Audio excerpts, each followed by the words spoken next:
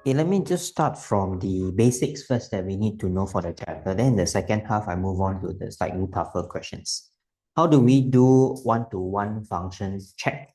Okay, one-to-one is like your graphs, okay, having only straight lines, horizontal lines that only cuts once. This is a one-to-one function. But one-to-one functions may also have straight lines that actually don't cut the graph at all because it's not in the range. So when you write out the phrases, make sure you are very careful. I have here two different types of phrases for you. When you mention the lines, if you are saying the lines is in the range, you must say it cuts once.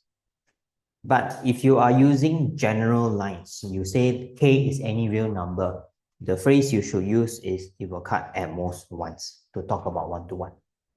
Okay, so you have to quote one of this and write in the correct words at the end. If you are going to talk about range, you must quote the range. So whatever the range is in your question, it must be written out explicitly. Okay, so either range or real numbers. However, if you are going to say that something is not a one-to-one function, you must quote for me an example. Write in the number that tells them that it will cut at 2 points. Don't say generally that certain range will cut 2 times. No, just quote one number. As long as you can find that one number, it will not be 1, 1.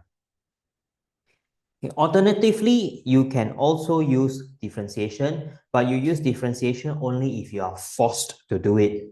So the question will say, by using differentiation, then you want to show the following. Either your gradient, f prime means we are looking at the gradient. Gradient is positive or gradient is negative. For all values in the domain, it will be one-to-one. Mainly because in this segment, if it's all positive or negative, there will be no turning points. And you don't want turning points. If there are no turning points, it must mean there is one-to-one. Okay, but only use if you are forced to do so. Generally, you just go for horizontal like this. Okay, so we recap on inverse functions first. What are they? F goes from left to right. So the place you start is the domain. The place you end is called the range. Starting position is domain, ending position is range. Inverse functions go in the opposite direction. So inverse function starts from the right side to the left side, which means the right side set is also the domain of the inverse function. You start from the right, so it's called the domain. And on the left here, this would be the range of the inverse function. And what we would like to further know is, because they are the same set, these two are actually equal. Okay, domain F, range F, inverse, they are equal, same with this on the right-hand side. Okay, so to determine whether an inverse function exists, whenever we see this phrase later, F inverse exists, we want to show that F will be a one-to-one function. As long as F is one-to-one, the inverse will exist. Okay, let's go to page 2, where I want to talk about this question and show you a few methods. They first start with a function F. You should know by now that this set of values on the right-hand side is the domain. Let's determine whether it will have an inverse. So you want to check if F is one-to-one. The graph has been drawn for you. This is the graph, the entire graph. I have a line drawn here to show you that it cuts twice. Okay, so we will code in the answer. You must find that line if it's not 1, 1. So 5 minus 5, y is minus 5, cuts your y equals to fx twice. So talk about 1, 1 first. F is not 1, 1.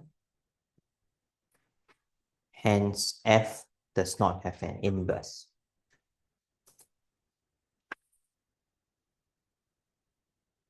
Okay, always check 1, 1. If it's not, talk about one specific line that will cut twice. They didn't change the equation slightly. They mentioned now that we have got a g function that maps to f. Actually, what are they trying to say? This notation is actually saying gx equals to fx. You can always read the map to notation as an equal.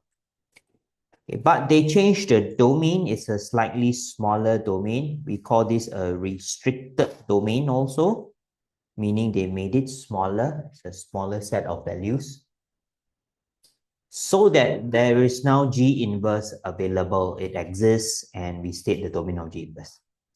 Now that segment of the graph 2 to 4, I just overlay over here. It's actually at this part. Okay, this is from 2 to 4. Because the vertical asymptote is at 2. Okay, so 2 to 4 is this red color region. The turning point is actually slightly to the right. Okay, there is actually a turning point here. Okay, I just indicate first, later I'll tell you why. Okay, 4 is not the turning point. The turning point is somewhere just slightly towards the right-hand side. Okay, so let's recall first, how do we find an inverse function? Whenever you want to find inverse function, you are supposed to let y to be your function first, and x will then be g inverse y. You move the g across to the left, you get inverse, which means that you want to make x to be the subject of your equation. Okay, so I've done the main portions here to make x a subject. This is my initial y. I cross multiply everything, and there are two ways for such quadratic equations to be solved. If you have a quadratic equation in x, one of the ways is you can do what I did here, which is quadratic formula. The one with minus b plus minus square root b squared minus 4ac over 2. Okay, that's quadratic formula. Or the other alternative, both are equally okay, is to complete the square. Completing the square can also reach the goal that we're looking for.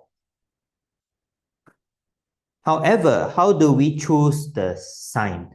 Most of the time, for such questions with quadratic, you will get a plus minus rule. How do you decide whether it should be plus or minus? Okay, let's start with first method. There are actually three methods you could do so. First method is directly compare against domain.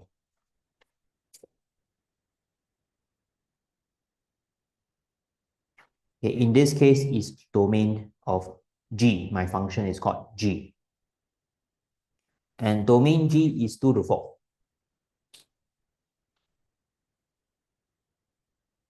So you ask yourself, does the plus or minus root give you a value within 2 to 4?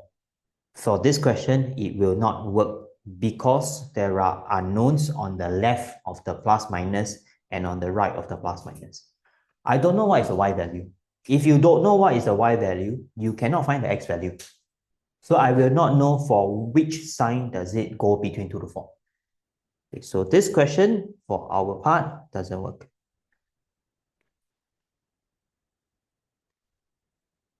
Therefore, you need more methods. Number 2. I'm going to call this a point check or a coordinate check. Pick one coordinate that is on your graph.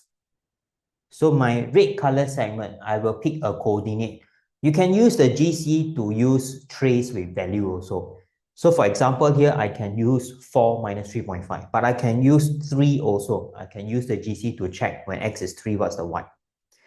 Point check means we want to use this point, 4 minus 3.5. I am going to substitute the y value, see which sign will give me the correct x value. That means I substitute your y to be minus 3.5. You sub the y because y is on the right-hand side. Then you want to see if the plus or minus gives you x is 4. The one that can give you back 4 is the correct sign to choose because we have chosen one point on the graph. The correct equation must give you back that point. A third method, which is what I prefer, you have to think of a concept similar to conics. Conics is your parabola, hyperbola, ellipse. What do I mean by that? If I have x being the subject, okay, which is in this situation, x is your subject, the plus and minus root gives you which part of the graph? Positive root will give you the right half of the graph. Negative root will give you the left half of the graph.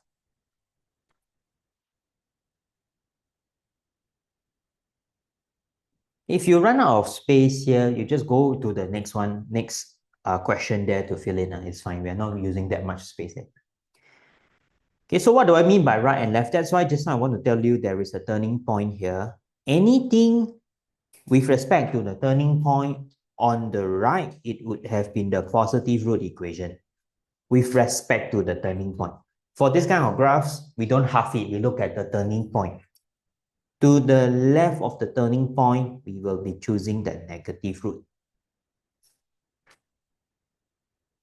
But let's say we go for this method. I'm going to use this method to complete the solution. How do we present? You just need to present your x values. You let them know that my x is between 2 to 4. When it's between 2 to 4, I will choose the negative. No need to explain. Choose the negative root.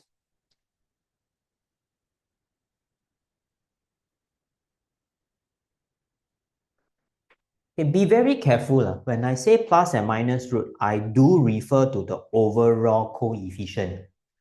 Overall coefficient of the square root is negative because some students have a negative below and then they tell me I'm choosing the negative root. But if it's this situation, you end up with plus. Okay, minus and minus is plus. Okay, so you are really looking at the overall sign on your coefficient there. Make sure it's plus or minus. Okay, and once we are done with this, we can write in our function. I'm going to use back the same mapping notation, especially when the question says find in similar form. Okay, just that this question doesn't say in similar form. You need to use and remember this mapping notation, x maps to. Okay, so here we will have G inverse x will map to, change all the y to x.